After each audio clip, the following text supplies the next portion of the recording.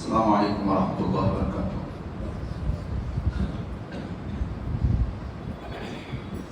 الحمد للہ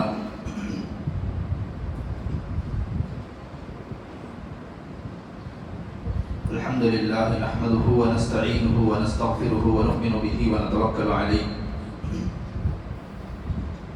ونعوذ باللہ من شرور انفسنا ومن سیئات اعمالنا من يهده الله فلا مضل له ومن يضلله فلا هادي له ونشهد أن لا إله إلا الله وحده لا شريك له ونشهد أن سيدنا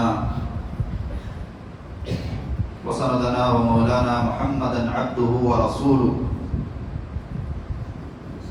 وصلى الله تبارك وتعالى عليه وسلم تسليما كثيرا كثيرا۔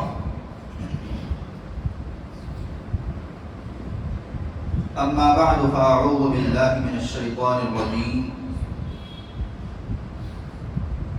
بسم الله الرحمن الرحيم۔ قالت الأعراب آمنا قل لم تؤمنوا ولكن قولوا أسلمنا ولما يدخل الإيمان في قلوبكم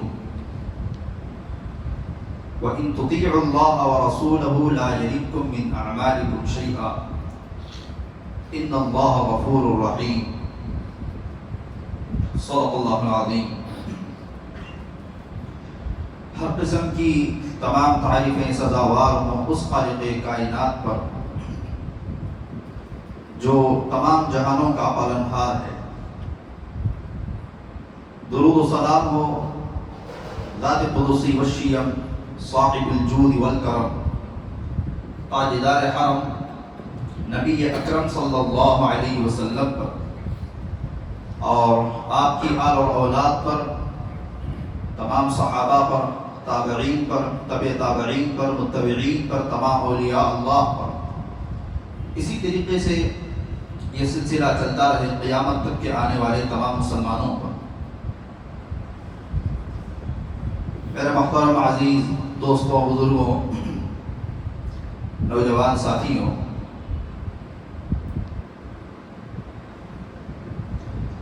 دنیا میں جو تاریخ لکھی جاتی ہے، ہسٹری، وہ اس وجہ سے لکھی جاتی ہے کہ آنے والے لوگ گزرے ہوئے واقعات سے عبرت حاصل کر کے اپنی زندگی میں ان غلطیوں کو نہ دہرائیں جو ماضی میں ہمارے آباء و اجداد نے ان سے غلطیاں ہوئی تھی یا وہ کیے تھے، اور ان غلطیوں کی وجہ سے ان کے ساتھ کیا ہوا تھا۔ ایک یہ وجہ ہے۔ دوسری وجہ جو ہے، ماضی کی گزری ہوئی جو قومیں ہیں، انہوں نے کب اور کیسے ترقی کی اور کب اور کیسے تنزلی نیچے آئے۔ اس وجہ سے تاریخیں لکھی جاتی ہیں، چھاپی جاتی ہیں، پڑھی جاتی ہیں۔ لکھنے والے اس میں زندگی پوری کھپا دیتے ہیں۔ تو تاریخ کی کتابیں اگر آپ پڑھیں گے، آج کل جو ہے افسوس، بہت سخت افسوس کہ مسلمانوں میں جو ہے پڑھنے کا مزاج نہیں رہا۔ سننے کا مزاج ہے، اور وہ بھی صرف سننے کی حد تک ہے، عمل کی حد تک نہیں۔ یا زیادہ سے زیادہ احساس لیتے ہیں کہ بات تو بڑی اچھی تھی اور واقعی بات صحیح درست تھی، لیکن اس بات کو سن کر یا اس بات کو کہنے والا بھی کوئی ایک اپنا گول، کوئی ایک مقصد، کچھ بدلاؤ لانا چاہتے ہی نہیں۔ تاریخ کی جو کتابیں ہیں ان میں یہ جو شطرنج کا جو کھیل ہے شریعت میں ناجائز ہے۔ شطرنج کے کھیل کی تاریخ آپ اٹھا کر کے پڑھیں گے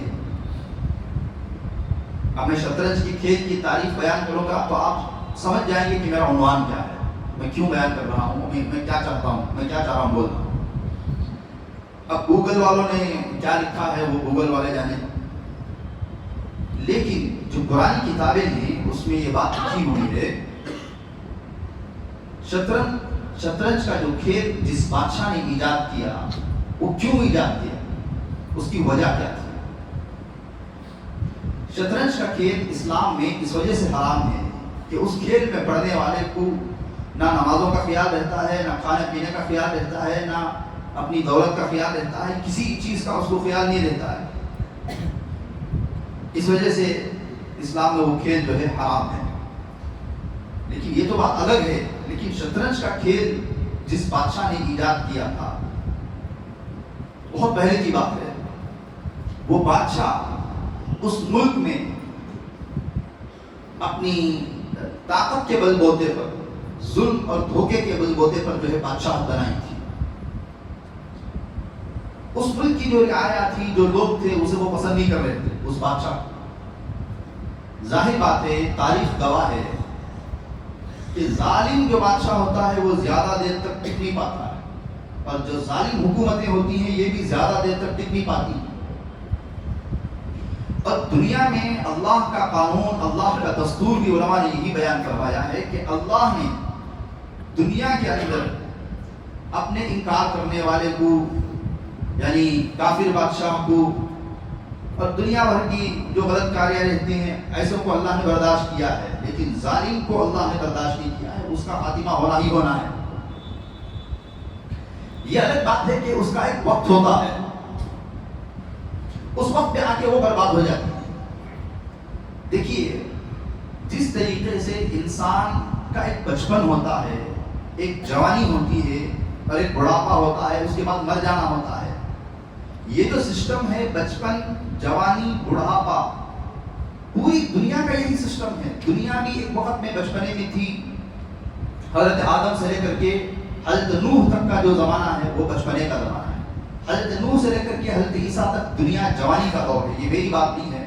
کشف الباری میں حضرت مولانا سلیم اللہ خان صاحب رحمۃ اللہ علیہ نے باب کیف کان بدء الوحی، یہ جو باب ہے، پہلا باب ہے، پہلی جلد ہے، انما الاعمال بالنیات جو حدیث ہے، اس کی تشریح کرتے کرتے حضرت نے یہ بات لکھی ہے کہ دنیا کے بھی 3 دور ہیں، بلکہ 3 دور ہیں.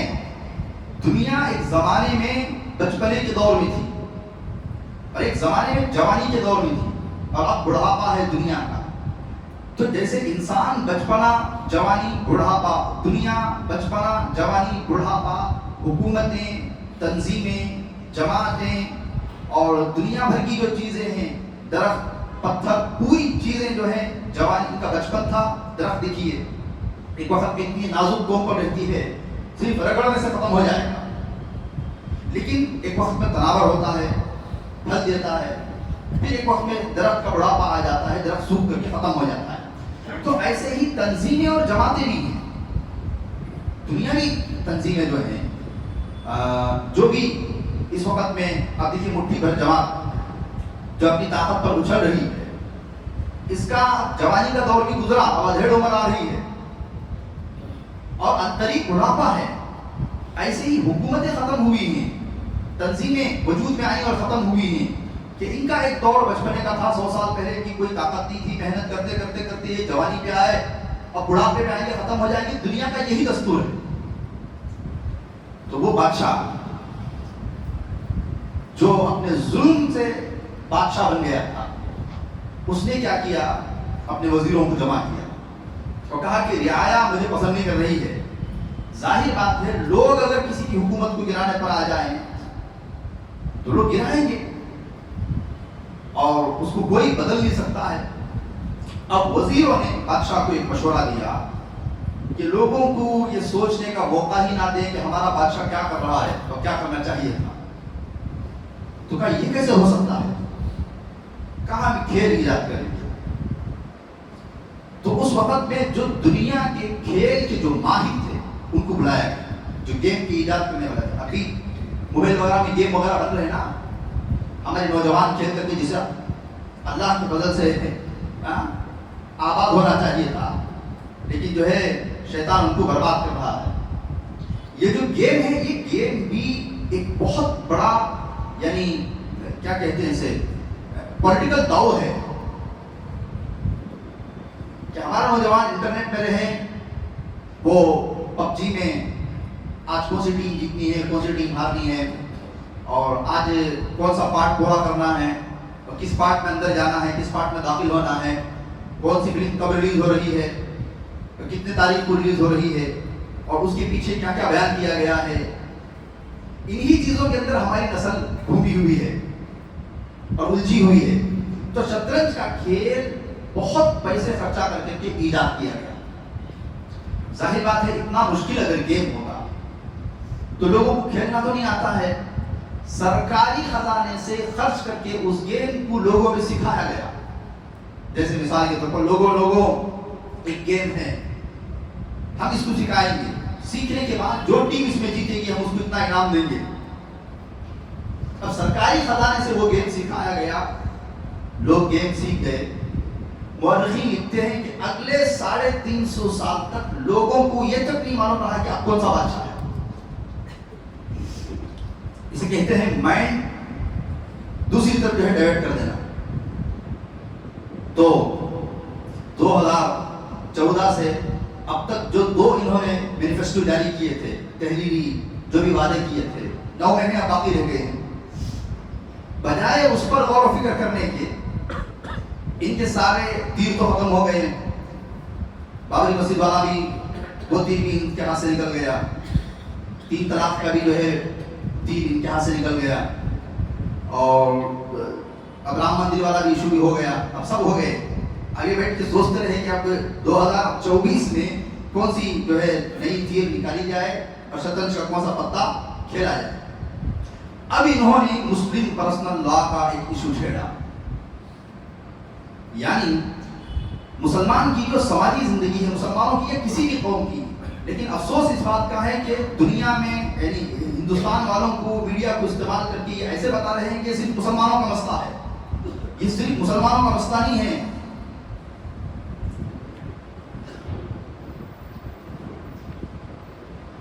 1972 میں ملکانی انہوں نے انٹرویو لیا تھا گولوالکر جی کا۔ گولوالکر جی ایک بہت بڑے ان کے مذہبی آدمی گزرے ہیں۔ تو ملکانی جی نے گولوالکر جی سے کہا تھا، یہ 1972 کی بات ہے، کہ ہمارے ہندوستان میں UCC یونیفارم سول کوڈ اس کو لانا چاہیے یا نہیں لانا چاہیے۔ انہوں نے کہا کہ ہمارے ہندوستان میں یونٹی کی ضرورت ہے، اتحاد کی ضرورت ہے، UCC کی ضرورت نہیں ہے۔ یہ اگر لایا جائے گا تو ہرا بھرا باغ جو ہندوستان کا ہے وہ سب چمن برباد ہو کے خراب ہو جائے گا اور آپس میں خانہ جنگی شروع ہو جائے گی۔ جو کام مسلمان جو ہے 500 سال تک حکومت کی، انہوں نے کبھی بھی ایک ہندوستان کے تمام لوگوں پر ایک قانون تھوپنے کی کوشش نہیں کی۔ اس کے بعد جو ہے انگریز نے تقریباً 200 سال جو ہے حکومت کی، 170 75 سال 80 سال 180 سال۔ انگریز نے بھی کبھی یہ نہیں سوچا، بلکہ انگریز کے سامنے یہ بات رکھی گئی تھی کہ ہندوستان میں جو ہے یونیفارم سول کوڈ پورے لوگوں کو ایک قانون جو ہے لا کر کے تھوپ دیا جائے۔ تو انگریز نے یہ بات کہی تھی کہ تم ہمیں بیوقوف سمجھتے ہو، یہاں کے لوگ الگ ذہنیت کے ہیں، ہر مذہب اپنے اس پر چلنا چاہتا ہے، اگر ہم یہ چیز لائیں گے تو پھر جو ہے ہماری خیر نہیں رہے گی۔ تو انگریز نے بھی جو ہے اس چیز کو انکار کر دیا تھا۔ لیکن اب تو دیکھیے، بجائے جو اہم مدعے ہیں اس پر بات کرنے کے، ہمارے ملک کے وزیر اعظم کا اب جو نیا نعرہ شروع ہوا ہے، چھوڑو کل کی باتیں، کل کی بات پرانی ہے، یہ آپ نے سنا ہوگا۔ ہر تقریر کے شروع میں، بلکہ ہر تقریر میں یہ بات دہرائی جا رہی ہے، چھوڑو کل کی باتیں، کل کی بات پرانی ہے، نئے دور میں لکھیں گے ہم مل کر ایک نئی کہانی۔ لوگوں کو گمراہ کیا جا رہا ہے، اور افسوس یہ ہے کہ ان کو مسلمان عورتوں کی بڑی فکر ہے۔ شاہین باغ میں کتنے مہینے ہماری بہنیں جو ہے احتجاج پر رہی، بلکہ ان میں سے کئی عورتیں ابھی جیل میں بھی ہیں، ان کا کیا ہوگا؟ بلکہ ابھی جنتر منتر پر دیکھیے، جو عورتیں پہلوان تھیں، وہ اپنا احتجاج کر رہی ہیں لیکن ان پر کان نہیں دھری گیا، وہ کہتے ہیں کہ ہمیں بڑی فکر ہے. لیکن اس وقت میں ہمارے جو اصل مدعے ہیں اس کو پورا کیجیے نا. ایک رپورٹ جو ہے میں آپ حضرات کے سامنے پڑھ کر کے سناؤں.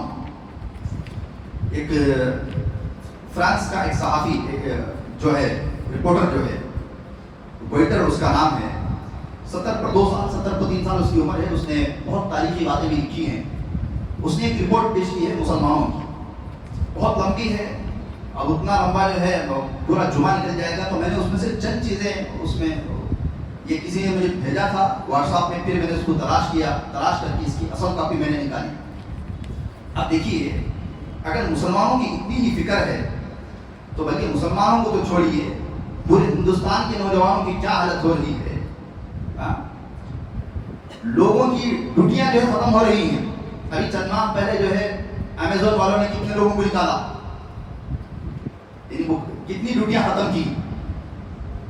جو حضرات جو ہے مستقل یعنی ہندوستان کے حالات پر نظر رکھ رہے ہیں، ان کو معلوم ہے کہ ہمارے نوجوانوں کی کتنی ڈیوٹیاں ختم ہو گئی اور کتنا برباد ہو رہا ہے. اب چند ارب پتی وہ ارب پتی ہو رہے ہیں، بقیہ فقیر لوگ فقیر ہی ہوتے چلے جا رہے ہیں. وہ لکھتا ہے دہلی میں 150 گورنمنٹ کے ٹوائلٹ جگہ جگہ پر بولتے ہیں، تقریباً 1325 اس میں صاف کرنے والے ہیں. ان میں آدھے سے زیادہ مسلمان ہیں ٹوائلٹ صاف کرنے والے. ذرا غور سے سنیے گا. وہ جذباتی تقریریں مجھے آتی نہیں، اور نہ مجھے الفاظ کے تانے بانے اور بہت زیادہ شعر و شاعری اور ایران توران کی باتیں. میں سیدھی بات کرتا ہوں، مجھے تقریر کرنی آتی ہی نہیں. میں صرف سیدھے بات چیت کرتا ہوں جیسے لوگ بات چیت کرتے ہیں. اسی طریقے سے دہلی اور ممبئی میں اور بنگلور میں 50% رکشہ چلانے والے مسلمان ہیں.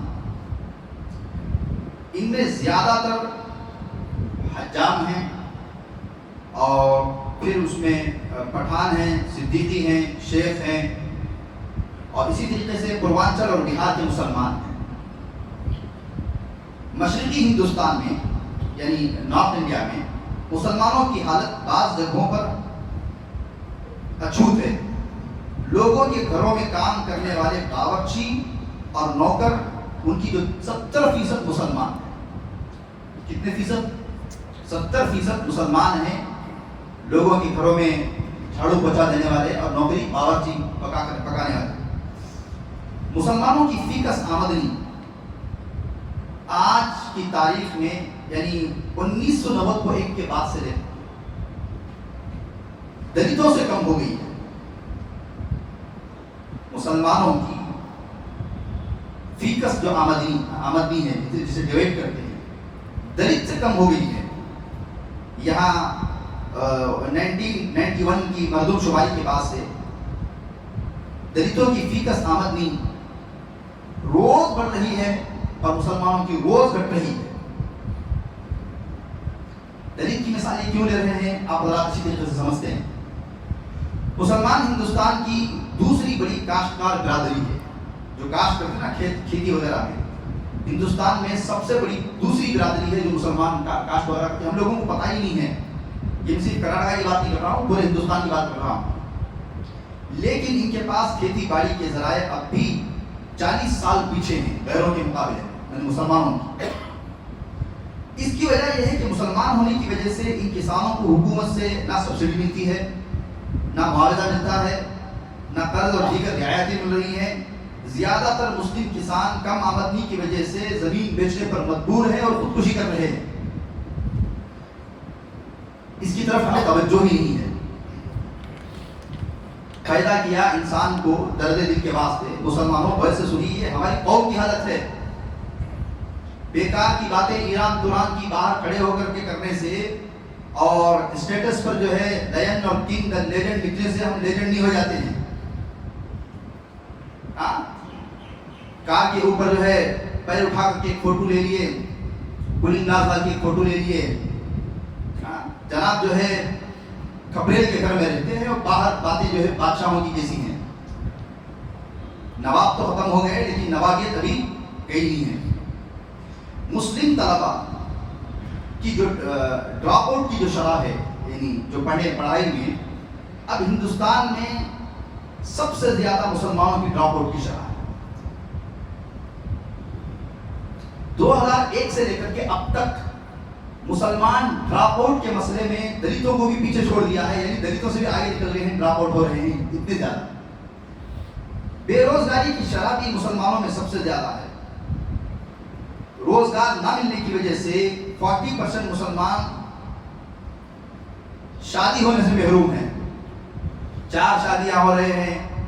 مسلمانوں کو جو ہے انصاف دلایا جا رہا ہے. میری بات کو آپ برا نہ مانیں. اگر میں یہاں اعلان کرواؤں کہ کتنے حضرات جو ہے 4 شادی کیے ہوئے ہیں, اگر ہاتھ اٹھانے کرواؤں تو شاید اگر ممکن ہے 1 ہاتھ اٹھے گا یا 2 ہاتھ اٹھے. یہ بھی میرے خیال سے نہیں ہے. میں نے جب سے ہوش سنبھالا ہے 32 سال میری عمر ہے, اب تک جو 4 شادیاں جو کیے ہوئے ہیں, عربہ کا چھوڑو, میں یہاں کا بول رہا ہوں, یہاں کی حالت بول رہا ہوں, اب تک جو 4 شادی کیے ہوئے ہیں وہ 2 یا 3 لوگوں 2 لوگوں کو جانتا ہوں, 3 لوگوں کو جانتا ہوں. اچھا 3 کتنے لوگ کتنے شادی کیے ہوئے ہیں؟ 2 ہو سکتا ہے تھوڑی کم مل جائے. اچھا 1 کتنے ہوئے ہیں شادی؟ ذرا کم از کم یہ تو ہاتھ اٹھا دیجیے. 100 1 کیے ہوئے ہیں, بیچارے وفادار ہیں 1 سے لے کر کے. تو یہ کیسے ایشو چھیڑے جا رہے ہیں؟ اچھا میں ایک بات اور بتاؤں, یہاں پر جتنے لوگ بیٹھے ہیں 4 شادی کیے ہوئے 10 افراد کو کون جانتے ہیں؟ یعنی تمہاری نگاہوں میں 10 افراد نے 4 شادی کیے ہوئے ہیں, جن کی عمریں 60 سال ہو گئی ہے, وہ بھی بتا سکتے ہیں. ایسے بیکار کی باتیں جو ہے لا کر کے مسلمانوں کو, کیا ہر مسلمان 4 شادی ہو رہا ہے؟ بیچارہ ایک کو پالنا مشکل ہو رہا ہے. گھر میں جو بچے ہیں ان کی فیس بننے سے مسلمان قاصر ہے. عورت جو ہے باقاعدہ یہ کہہ رہی ہے کہ کما کر کے ڈھنگ سے لاؤ, تو باہر سونا پڑے گا. جو بیوائیں ہیں ہماری مسلمان عورتیں ہیں, جو یتیم بچے ہیں, وہ ان کی کیا حالت ہو رہی ہے؟ بیواؤں کا کوئی پرسان حال نہیں ہے, وہ اپنی عزت بیچنے پر مجبور ہیں. یتیم بچے جو ہے ڈرگس کے حوالے ہو رہے ہیں. ڈرگس کو ختم کیجیے, نشہ کو ختم کیجیے. کتنا چھوٹا 16 سال کا بچہ جو ہے مرڈر کر دیتا ہے, وہ کھڑے میں یعنی نشے کی حالت میں کھڑے بھی نہیں پا رہا ہے. اس پر پابندی لگانے کی بجائے جو ہے 4 شادیوں پر پابندی لگائیں گے. ایسے ایک پوری مسلمان برادری جو ہے 4 شادی ہو رہی ہے. یہ سب جو ہے غیروں کے سامنے یہ سب باتیں, ہمارے جو مسلم برادر ہیں, غیر مسلم جو برادران وطن ہیں, ان کے سامنے ٹیبل ٹاک ہونی چاہیے, بات چیت ہونی چاہیے. ابھی جو ہے ابھی دیکھیے ایک سیول کوڈ کی جو بات ہو رہی ہے, وہ صرف مسلمانوں کو اس کا نقصان نہیں ہے. تقریباً جو عیسائی ہیں اور جو یہودی یہاں پر رہتے ہیں اور بدھسٹ جو رہتے ہیں, سکھ جو رہتے ہیں, سب کو نقصان ہے. آدیواسی تو پس کے رہ جائیں گے. بلکہ جو ماہر ہیں, جن کو یعنی پولیٹیکل سوچ یعنی سیاسی اعتبار سے جو شعور رکھتے ہیں, وہ یہ کہہ رہے ہیں اصل میں اس میں ایک تیر میں 2 نشان ہو رہے ہیں. پہلی بات تو 2024 کا الیکشن ہے, ووٹ بینک کا ہے. اور دوسری بات جو ہے ابھی تقریباً چند مہینوں پہلے کی بات ہے, چند مہینے پہلے کہ سیٹلائٹ کے ذریعے سے ایک رپورٹ نکلی. سیٹلائٹ کے ذریعے سے یہ معلوم کیا گیا کہ آدیواسی جن زمینوں میں رہتے ہیں, جن جنگلوں میں رہتے ہیں, آدیواسی کی زمین جو ہے دوسرا کوئی خرید نہیں سکتا ہے, یہ قانون ہے. وہ جس زمین میں رہتے ہیں ان زمینوں کے نیچے معدنیات اور خزانے ہیں. ظاہر بات ہے کہ یہ اگر قانون نہیں لایا جائے گا UCC کا, تو آدیواسی کی زمینیں یہ ارب پتی کیسے خریدیں گے؟ اور جب زمینیں خریدیں گے تو پھر معدنیات نکالیں گے, کانیں نکالیں گے. تو آدیواسیوں کو جا کر کے ان کی لیڈروں کو بٹھا کر کے سمجھائیے, بلکہ سمجھانا چاہیے مسلمانوں کی ایک جماعت جو یعنی جن کو اللہ نے مقام دیا ہے, وہ قوم کے رہبر ہیں, یہ ایسی جماعت بنائیں. ہر شہر کے مسلمان جو ہیں وہ جماعت بنا کر کے عیسائیوں کے جو رہنما ہے ان سے ملیے, آدیواسیوں کی جو بڑا ہے اسے جا کر کے ملیے اور کہیے کہ اگر یہ لوگ قانون بنائیں گے تو تمہاری زمینیں تمہارے ہاتھ سے جائیں گی, تمہارے خزانے یہ نکالیں گے اور ان کی کاموں میں تمہارے بچے، تمہاری آنے والی نسلیں جو ہے نوکری کرے گی. یہ بہت بڑے کھیل ہیں جو اس وقت میں جو ہے کھیلے جا رہے ہیں. اب دیکھیے بڑی تعداد میں مسلم خاندان آندھرا پردیش میں 500 روپئے ماہانہ اور تمل ناڈو میں 300 روپئے ماہانہ پر گزارا کر رہے ہیں. یہ ایک فرنٹ جو ہے اس نے تحقیق کر کے آپ کو معلوم ہے کہ گورے پوری زندگی کھپا لیتے ہیں رپورٹ نکالنے کے لیے. ہندوستان میں عیسائی برادری کی فیکس آمدنی انکم 1600 روپئے ہے. SC/ST کی 800 روپئے ہے. OBC کی 750 ہے. مسلمانوں کی 500 روپئے ہے. روزگار کی کمی، مسلم نوجوانوں کے پاس جائیداد کی کمی کی وجہ سے زیادہ تر مسلم لڑکیاں لو جہاد کا جو ہے شکار ہو رہی ہیں اور غیر ان کو جو ہے اپنے نکاح کے جھانسے ملا کر کے ان کے ساتھ ظلم زیادتی کر رہے ہیں. اب دیکھیے اس کے علاوہ مسلمانوں سے وہ آخری میں چند سوالات کر رہا ہے. ایک غیر پہلا سوال کرتا ہے کہ مسلمان کیسے اور کب متحد ہوں گے، ایک ہوں گے. دوسرا سوال کہتا ہے کہ مسلمان کب ایک دوسرے کی مدد کریں گے. تیسرا سوال کرتا ہے کہ مسلم تنظیموں میں اتحاد کیسے ہوگا. اور چوتھا کرتا ہے مسلمان ایک جگہ اپنا ووٹ کب اور کیسے استعمال کریں گے. اس کے بعد کہتا ہے مسلمان اپنی ذات کی تعریف کب بند کریں گے. ہمارے بابا کون تھے معلوم ہے، یہاں سے وہ پوری ہمارے دادا کی بازمین تھی. سو ایک مرتبہ حیدرآباد میں بس میں ایک صاحب بازو میں تھے، یہ پورے ہمارے چچا کی اور گاڑی ٹرن ہوتی. میں بولا کیا پورا حیدرآباد ان کا ہے. یہ ان کی بات کر رہا ہوں. آج بھی مسلمان جو ہے بدرم سلطان دودھ، ہمارے بابا کمشنر تھے، ہمارا دادا منسٹر تھے، ہمارے دادا چودھری تھے. کہ جناب تم کیا ہو، 100 روپئے 150 روپئے نہ کمانے کی وجہ سے جو ہے بیوی بیرل لے رہی ہے اور باتیں جو ہے بڑی بڑی کی جا رہی ہیں. تو مسلمان اپنی ذات کی تعریف بند کرنا کم کریں. ہمیں ہیرے والے با، ہمیں دھوپ پہ چھوڑے تو کرتے نہیں با، یہ سب باتیں کم کریں اور اپنی جو ہے زندگی بدلنے کی فکر کریں.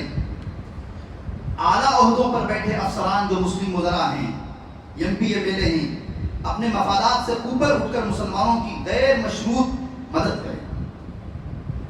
عجیب بات ہے کہ کوئی ہمارا مسلمان اگر کسی سرکاری نوکری میں بھی ہوتا ہے، مثال کے طور پر پولیس ڈپارٹمنٹ میں ہے، تو تب بھی وہ مسلمانوں کی مدد اس وجہ سے نہیں کر رہا ہے تاکہ اس کو پولیس ڈپارٹمنٹ دیش بھکت کہیں. یعنی اپنی دیش بھکتی ثابت کرنے کے لیے ثابت کرنے کی کیا ضرورت ہے. ہم ہندوستانی ہیں، کسی کو بتانے کی کیا ضرورت ہے. یہ وہ سننے کے لیے کہ مسلمان حکومت مسلمان کو چھوڑا نہیں بات، غیروں سے ایک ہاتھ آگے بڑھ کر کے جو ہے مسلمانوں پہ ظلم کر رہا ہے جو ہمارا افسر ہے. یہ سننے کے لیے کہ یہ بڑا جو ہے اس کا ہے.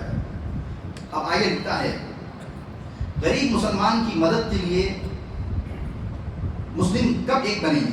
اب ہندوستان میں مسلمانوں کی آبادی جتنی بھی ہے، ہر مسلمان مہینے میں 10 روپئے بھی جمع کرے گا تب بھی ہر ماہ جو ہے 300 کروڑ روپئے انسان مسلمانوں کے لیے جمع ہو سکتے ہیں. اور ان 300 کروڑ میں غریب مسلمانوں کے بچوں کی شادی ہو سکتی ہے، مسلمانوں کے لیے مفت اسکول بنوائے جا سکتے ہیں، کالج بنوائے جا سکتے ہیں. تو سب یہ سوالات ہیں جو اس نے لکھ کر کے مسلمانوں سے کیے. تو ہماری یہ جو ہے حالات ہیں. تو اس وقت میں بہت سخت ضرورت اس وقت میں مسلمانوں کے لیے ہے کہ مسلمانوں اپنے مستقبل کی ضرور فکر کریں، اپنے بچوں کی فکر کریں. 16 سال کی ایک بچی اپنی ماں کا جو ہے مرڈر کر دیتی ہے. ابھی چند دنوں کی پہلے کی باتیں اخبار پڑھتے ہیں، شاید نیوز سنتے ہوں گے، صرف اس وجہ سے کہ ماں جو ہے اپنے بوائے فرینڈ سے ملنے پر منع کر رہی تھی، اس کو مار دیا. ایک بچی گولیاں بچہ ڈال کر کے ماں باپ کو قتل کر، بچے ماں باپ کو قتل کرنے پر، گیم کھیلنے سے منع کرنے پر باپ کا قتل کر دیا گیا ہے. کہاں جا رہی ہے ہماری جو ہے نوجوان جو قومیں رہی ہے. ان مسئلوں پر جو ہے مسلمانوں کو بیٹھنا چاہیے، بات چیت کرنا چاہیے. تو یہ مسئلے نہیں ہے کہ ہاتھ کہاں بننا چاہیے، پیر کیسا رکھنا چاہیے، انگلی کو بڑھانا چاہیے اور کیا کرنا چاہیے. یقیناً یہ مسئلے ہیں، لیکن یہ اندرونی مسئلے ہیں. لیکن باہر کے جو مسئلے ہیں مسلمان جو ہم پس رہے ہیں، اس پر ہم کب بات کریں گے. تقریباً مسلمانوں کی اس وقت میں حالت ایسی ہے، مسلمان جو بڑے بزنس مین تھے، جو بڑے تاجر ہیں، مسلمان بڑا بزنس مین بڑا تاجر ہے، وہ بھی آ کر کے حضرت کہہ رہے ہیں کہ حضرت کوئی وظیفہ دے دیجیے، کاروبار نہیں، چھوٹوں کی بات تو چھوڑیے، 25 سال 30 سال 50 سال سے جو اپنے علاقے میں اور اپنے اس میں تجارت میں جو مسلمان ایک دم آگے تھے، ٹاپ کلاسز کی ان کی دکانیں تھیں، وہ خود آج پریشان ہیں۔ اس طریقے سے جو ہے مسلمانوں کے ساتھ جو ہے قرآن کے مسلمان کب ان مدعوں پر بات کریں گے اور کب اپنے اولاد کو پڑھائیں گے، اور کب کوئی مسلمان دیکھیے اتنا فالتو اتنا بیکار کا ٹائم مسلمان کے پاس ہے، اتنا ٹائم اپنا برباد کر رہا ہے جس کی کوئی حد نہیں۔ حالانکہ ہمارا اسلام ٹائم کی اوقات کی پابندی جو سکھاتا ہے، یہ 5 جو نمازیں ہیں، یہ 5 نمازیں مسلمانوں کو ایک ہونا سکھا رہی ہیں۔ جمعے کی نماز کی مسلمانوں کو آس پاس کی محلوں سے آ کر کے ایک ہو جاؤ، عیدین میں ایک ہو جاؤ، حج میں پوری دنیا کے مسلمان ایک ہو جاؤ، اور رمضان میں اتنے بجے ٹک سحری ختم کر دینا، اتنے بجے فوراً افطار کر دینا، نماز کی پابندی یعنی وقت کی پابندی، یہ ساری چیزیں شریعت جو ہے ہمیں سکھا رہا ہے، اور یہ ساری چیزیں لے گئے غیر۔ ابھی کوئی نہ وقت کی پابندی کا پتہ ہے، نہ زندگی گزارنے کا پتہ ہے، صبح میں 12-1 بجے اٹھ رہے ہیں اور آ کر کے بیکار کی باتیں کر رہے ہیں، اور شام ہو رہی ہے صبح ہو رہی ہے بول رہے ہیں بزنس نہیں ہے، یہ نہیں ہے، وہ نہیں ہے، اور دنیا بھر کی بیکار کی باتیں ہیں۔ تو بہرحال عزیز دوستوں بزرگوں، اس پر اور ہم بات کریں گے، یعنی جو مسلمانوں کی اس وقت میں جو حالت ہے، مسلمانوں کو کیا کرنا چاہیے، رائے عمل، اور یہ جو چند باتیں ہیں اسلام پر ہونے والے اعتراضات کا جواب جو ہے میں نے تقریباً 6-7 مہینے پہلے دیا تھا کہ اسلام میں 4 شادیاں کیوں ہیں، متبنہ لے پالک بچہ اسلام میں کیوں اپنا بچہ کبھی بھی نہیں ہو سکتا، اس کو پراپرٹی کیوں نہیں مل سکتی ہے، اور مرد کو عورت سے دگنی وراثت کیوں ملتی ہے، اور عورت کو سنگل کیوں ملتی ہے، اور اسلام میں 4 شادیوں کی اجازت کیوں، حکم نہیں ہے اجازت ہے، اسلام میں 4 شادیوں کی رخصت اور اجازت اور حکمت کیا ہے، ان ساری چیزوں پر جو ہے الحمدللہ ہم گفتگو کر چکے ہیں، لیکن موقع ملا تو اتنی تفصیل کے بجائے شارٹ انداز میں جو ہے ان باتوں کو بھی سامنے لایا جائے گا کہ جن مدعوں کو یہ لوگ بنا رہے ہیں کہ یہ مسلمانوں کے اندر یہ چیزیں ہیں، مسلمانوں کا دین کا ہمارا شریعت کا جو قانون ہے وہ کبھی کسی پر ظلم نہیں کرتا ہے، اس پر بھی جو ہے گفتگو کی جائے گی، اور مسلمانوں کے جو مدعے اس وقت میں ہیں، مسلمانوں کی یہ خاص طور سے اس چیز میں ضرورت ہے وہ بھی پورا کیا جائے گا۔ دوسری بات یہ ہے، بات ختم ہونے سے پہلے باہر جو ہے تقریباً 4-5 جگہوں پر جو ہے ایک QR کوڈ لگایا گیا ہے، معلوم ہونا چاہیے تقریباً جو ہے 14 جولائی تک، ابھی چند دن باقی رہ گئے ہیں، انہوں نے تمام ہندوستان کے لوگوں سے جو ہے ایک رپورٹ طلب کی ہے کہ آپ اپنی رپورٹ پیش کریں کہ UCC ایکسیسیبل کوڈ ہونا چاہیے یا نہیں ہونا چاہیے۔ تو اس اعتبار سے ہمارا حق بنتا ہے کہ ہم اپنی جو رائے ہے وہ حکومت تک پہنچائیں، اس کے لیے جو ہے بہت آسانی کے لیے QR کوڈ بنائے گئے ہیں، اپنے موبائل سے جو ہے QR کوڈ میں اسکین کر کے جو ہے اپنی جو رائے ہے اس میں جو ہے سبمٹ کر سکتے ہیں، لیکن ظاہر بات ہے یہ ہر ایک انسان کو آئے گا نہیں اس کو استعمال کرنا، تو میری گزارش یہ ہے کہ اس مجمع میں جو کالج کے جو اسٹوڈنٹ ہیں جو اس کو جانتے ہیں وہ 5-6 افراد جو ہے آدھے گھنٹے 1 گھنٹے کے لیے اپنی خوشی سے تیار ہو جائیں، اور باہر جو زیراکس لگایا گیا ہے وہاں پر کھڑے ہو جائیں، اور جو انسان آئے گا اپنا موبائل فون لے کر کے کہے گا کہ مجھے یہ کرنا نہیں آتا ہے، وہ نوجوان جو ہے اس کا موبائل بند کر کے اور اس میں QR کوڈ میں اسکین کر کے جو ہے جن صاحب کو معلوم نہیں ان کی رہبری کریں۔ اگر جمعہ کے بعد اگر ارجنٹ کہیں جانا ہے، یہاں پر کھڑے ہو کر کے بھیڑ کی وجہ سے اسکین نہیں کر سکتے ہیں، تو ہر ایک کے واٹس ایپ پر، ہر ایک کے جو ہے سوشل میڈیا پر، آج تو ہر ایک کے پاس موبائل ہے، تو اپنے بچے کو بلائیں، اپنی بیٹی کو بلوائیں، یا پڑوس سے کسی کو بلوائیں، تو اب پوچھیں کہ ان سے ہم کیسے اس میں جو ہے اپنی رائے کو پیش کر سکتے ہیں، اور مسلمانوں کا حق بنتا ہے کہ اس میں اپنی رائے جو ہے ضرور دیں۔ اس کے علاوہ آخری بات، مسلمانوں کے اس وقت میں جو بڑے مذہبی لوگ ہیں یا جو سیاسی لوگ ہیں، یہ لوگ جو ہے جو عیسائی کے جو بڑے حضرات ہیں اور دلت کے جو بڑے ہیں اور آدی واسی کی جو ہے ان سب کو بلا کر کے ایک میٹنگ کر کے ان کو بتائیں کہ یہ صرف مسلمانوں کا مسئلہ نہیں ہے، یہ تمہارا بھی مسئلہ ہے، اور آپ بھی اس میں اپنی رائے کو جو ہے پیش کریں۔ بقیہ بات زندگی باقی تو بات باقی، اور بھی کچھ اہم باتیں ہیں، آئندہ جمعہ جو ہے وقت سے پہلے جو ہے آپ حضرات اگر آئیں گے تو انشاءاللہ جو ہے کچھ ضروری باتیں اس وقت میں مسلمانوں کو کیا کرنا چاہیے وہ باتیں سامنے آئیں گی۔ زندگی باقی تو بات باقی، وآخر دعوانا الحمدللہ رب العالمین۔ جن حضرات کی سنت